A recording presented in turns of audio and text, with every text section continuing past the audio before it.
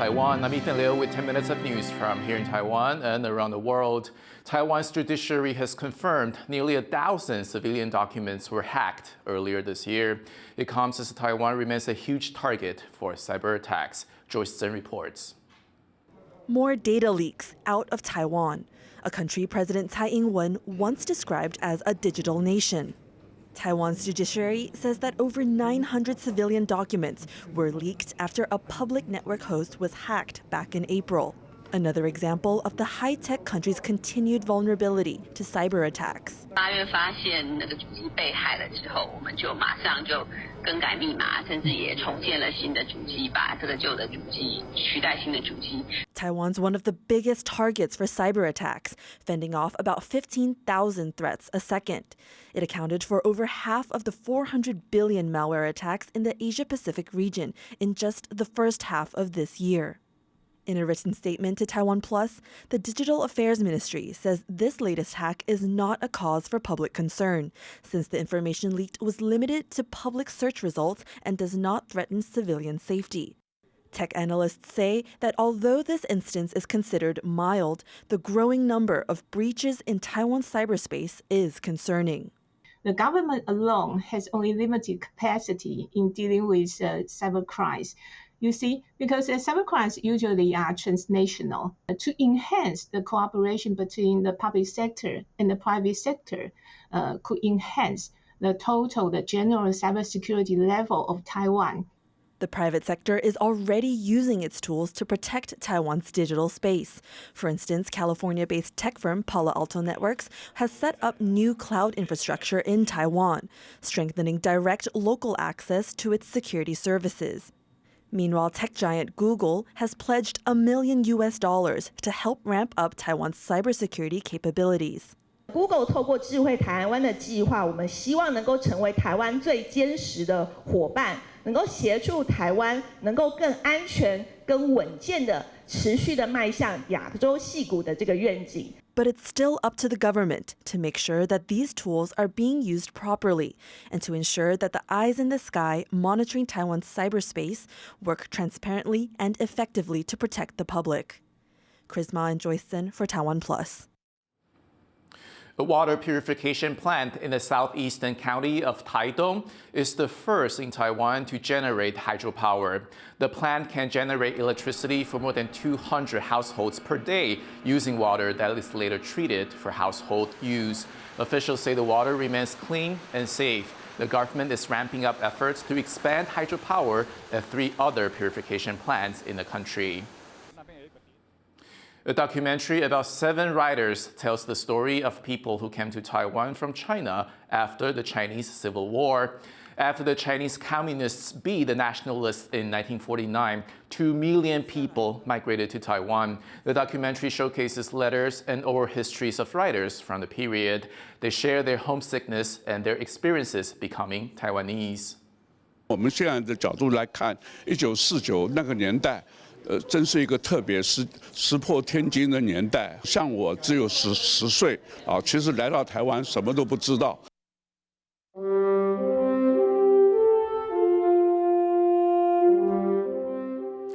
Taiwan's Oscars entry for Best International Feature, Marry My Dead Body, has won the Audience Award at the Asian World Film Festival in Los Angeles. The supernatural drama is about the marriage between a living police officer and a dead gay man. These so-called ghost marriages are part of traditional Chinese culture. The film touches on topics such as LGBTQ+ issues, crime, and police investigations. It's the first Taiwanese movie to win an award at the Asian World Film Festival. The film is also one of the frontrunners of this year's Golden Horse Awards. For more about this supernatural comedy, our reporter Yu Zhenlai spoke to its director, Cheng Wei-hao. How would you describe Marry My Dead Body to an international audience? What we are truly conveying is about tearing off labels and breaking out of the stereotypes. And the most important thing is that no matter your gender or sexual orientation, all of us are the same in the face of love. Did you expect this film to receive such a positive reaction from the crowd? For me, it's fantasy journey, they would say the movie is beautiful, unexpected, funny, and touching. I think after the COVID, people need the comfort of a comedy. And how do you feel about all of your nominations at the Golden Horse Awards and also representing Taiwan at the Oscars this year?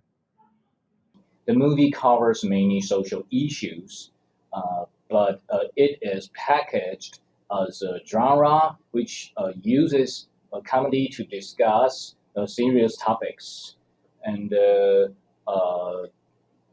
movie content represent Taiwan's contemporary significance.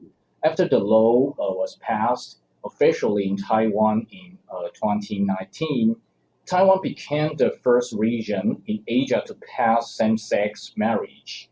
And the movie strives to present the value of the gay marriage and the love after this event. This might be the reasons why the movie stand out.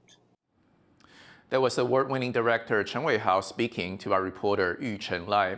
Hand-painted movie billboards were once a huge part of Taiwan's film industry. Now there's only one artist in the country keeping the tradition alive. Philip Broussard went to southern Tainan City to meet this living national treasure.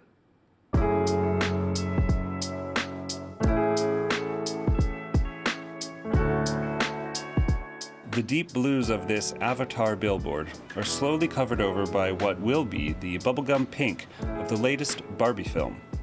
Hand-painting movie billboards is an act of creation, even as it destroys.